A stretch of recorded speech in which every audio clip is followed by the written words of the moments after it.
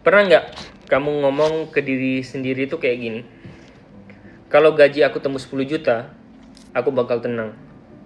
Pas tembus 10 juta, kamu bilang lagi, kayaknya kalau 20 juta baru kerasa enak deh. Tembus juga. Tetap aja ngerasa kurang. Selalu ada angka baru buat dikejar. Itu yang namanya hedonic treadmill. Kayak kamu lari di treadmill, kelihatannya capek dan kenceng, tapi posisi kamu di situ-situ aja. Setiap kali level hidup naik, standar normal di kepala kamu ikut naik juga. Dulu naik motor udah bahagia, sekarang harus mobil. Dulu makan ayam geprek udah enak, sekarang harus makan sushi. Dulu punya HP Android udah cukup, sekarang kalau nggak iPhone ngerasa ketinggalan. Sementara di Rich Dad Poor Dad ada konsep rat race. Kamu kerja, dapat gaji, naikkan gaya hidup, biaya makin tinggi, kamu butuh gaji lebih besar, terus kamu kerja lebih keras lagi.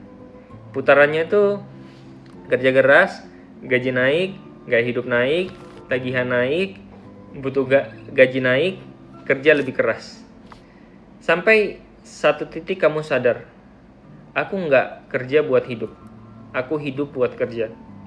Hedonic treadmill itu yang ngedorong standar hidup kamu pelan-pelan naik.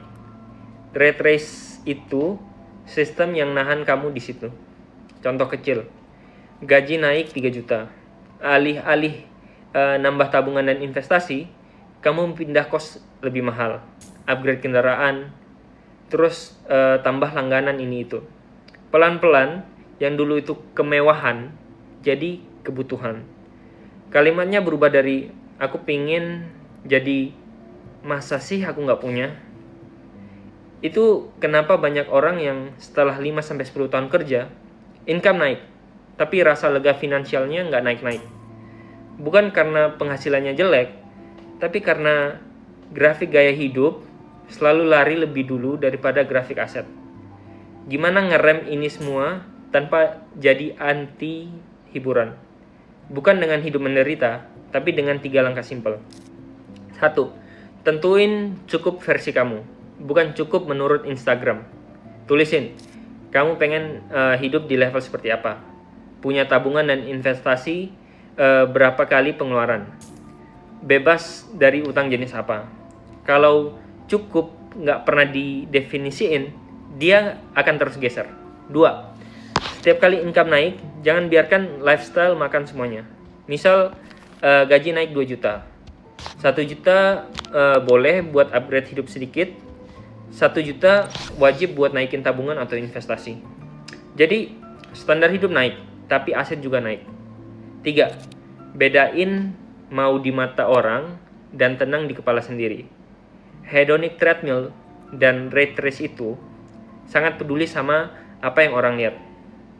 Stoic finance dan kebebasan finansial lebih peduli sama apa yang cuma kamu tahu, saldo, aset, dan kemampuan kamu bilang enggak ke hal yang cuma buat pamer. Karena pada akhirnya hidup kamu bisa kelihatan naik kelas, padahal kamu cuma lari di treadmill yang sama.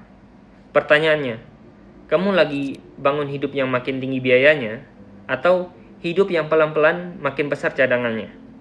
Dan kalau jujur, selama ini kamu lari di treadmill buat bikin orang lain kagum, atau buat benar-benar bebas dari rasa dikejar tagihan tiap bulan?